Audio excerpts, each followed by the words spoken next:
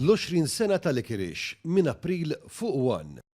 Il-ġimgħa l-kbira f'Malta hi fost l-aktar jiem importanti fil-kalendarju reliġjuż Malti li lħaq il-kull minu tiegħu fil-purċissjoni tradizzjonali f'diversi lokalitajiet madwar il-pajjiż.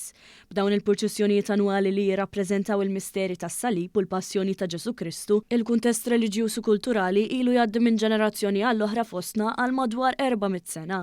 Dan minħabba li l-ewwel purċissjonijiet tal-ġimgħa l-kbira f'Malta bdew jiġu organizzati sa mis-seklu 17 fl-Imdina, il-Belt Valletta, il-Mosta u ħażebbuġ fost oħrajn.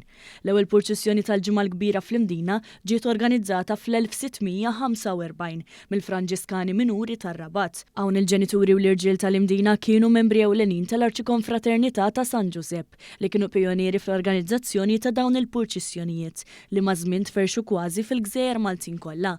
Din il-prattika reliġjuża bdiet tintuża ftit wara minn diversi lokalitajiet oħrajn, inkluż fl-Isla, Ħażebbuġ u Bormla. Il-purċissjonijiet kienu magħrufa għal kwalità artistika tagħhom, partikolarment fil-varji u l-kostumi li wkoll komplew jiżviluppaw sena wara oħra. Dan saru wkoll xhieda tal-ħila u dedikazzjoni kbira ta' artisti bħal Paolo Azzoppardi u Karlu Darmanin, daqskemm ta' dawk l-eluf ta' volontieri li baqgħu jieħdu sehem mod attiv kull sena. Sa mill-bidu tagħhom tal-purċissjonijiet kienu akkumpanjati minn banda jew tnejn li żidu fl-atmosfera ta' devozzjoni u riflessjoni. Ma' żmien diversi lokalitajiet saru rinomati għal din il-purċissjoni storika, saħansitra fir-Raħa l-Kwiet tan-Nadur li l-ewwel darba li ġiet organizzata kien fl-1913.